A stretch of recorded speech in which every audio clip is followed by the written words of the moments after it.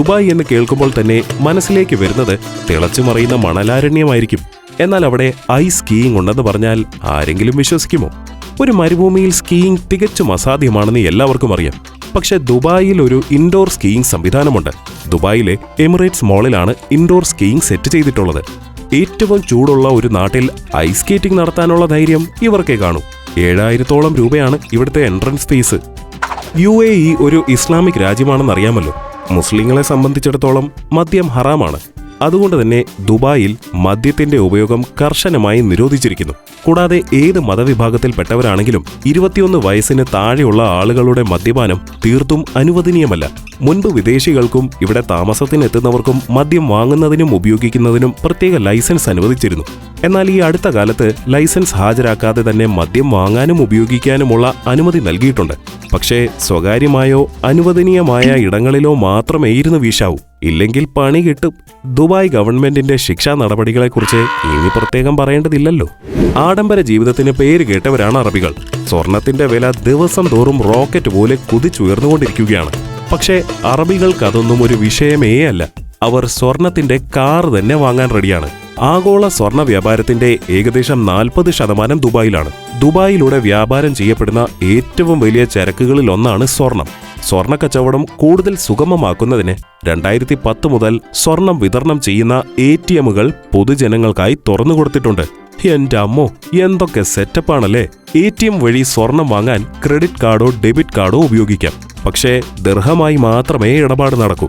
ഇതുമാത്രമല്ല, ദുബായ്ക്കാരുടെ സ്വർണ്ണ ഭ്രാന്ത് വെളിപ്പെടുത്തുന്ന വേറെയും കാര്യങ്ങൾ ഒരുപാട് അവിടെയുണ്ട്. അതിൽ പ്രധാനമാണ് കോറോനെറ്റ് ജ്വല്ലറി നിർമ്മിച്ച 334 ക്യാരറ്റ് ടോയ്ലറ്റ്.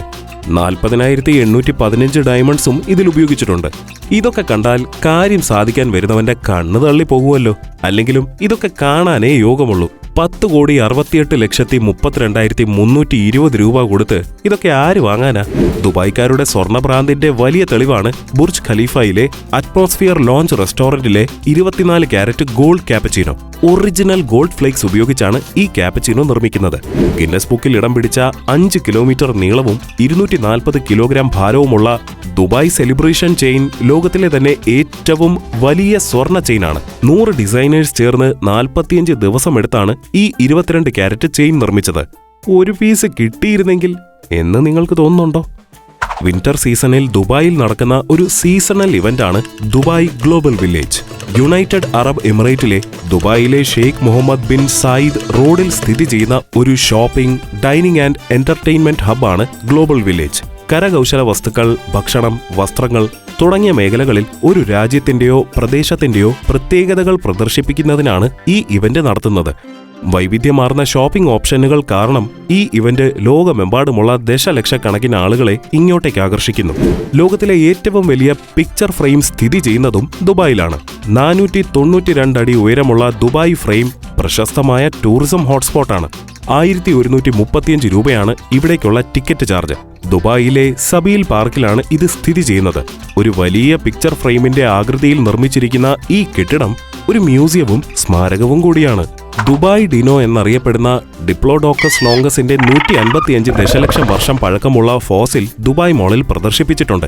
ഏതാണ്ട് എല്ലാ അസ്ഥികളും കേടുകൂടാതെ കുഴിച്ചെടുത്ത ലോകത്തിലെ ചുരുക്കം ചില ഫോസിലുകളിൽ ഒന്നാണിത്. ഹർബിയ, ദുബായിലെ ഈ നൃത്തരൂപം പ്രത്യേക അവസരങ്ങളിൽ മാത്രം അവതരിപ്പിക്കുന്ന അയ്യാലയുടെ മറ്റൊരു അവതരണമാണ്. പുരുഷന്മാർ കയ്യിൽ ഒരു പ്രത്യേകതരം വടി പിടിച്ചാണ് ഇത് അവതരിപ്പിക്കുന്നത്. 1971 December 2 Abu Dhabi, Ajman, Dubai, Fujairah, Sharjah, Al Quwain എന്നീ 6 എമിറേറ്റുകൾ സംയോജിപ്പിച്ചാണ് UAE ഔദ്യോഗികമായി രൂപീകരിച്ചത്. തൊട്ടടുത്ത വർഷം റാസൽ ഖൈമ കൂടി UAE ഫെഡറേഷനിൽ ചേർന്നു. ലോകത്താദ്യമായി ആർട്ടിഫിഷ്യൽ ഇന്റലിജൻസ് മന്ത്രിയെ നിയമിച്ച രാജ്യമാണ് UAE. UAEയിലെ സ്ത്രീകൾ ധരിക്കുന്ന നീളമേറിയ വസ്ത്രമാണ് അഭയ. പുരുഷന്മാരുടെ കന്തൂരയും അവരുടെ ദേശീയ വസ്ത്രമാണ്.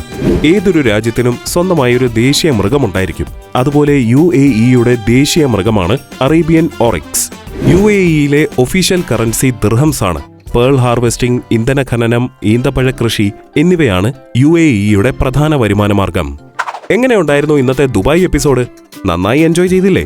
ദുബായിൽ നിങ്ങൾക്ക് ഏറെ പ്രിയപ്പെട്ട കാര്യം എന്താണെന്ന് കമന്റ് ചെയ്യുക. കൂടാതെ വീഡിയോ ലൈക്ക് ചെയ്യാനും കമന്റ് ചെയ്യാനും മറക്കരുത്. മറ്റൊരു കിടുക്കാച്ച് എപ്പിസോഡുമായി ഉടനെ കാണാം. See you soon.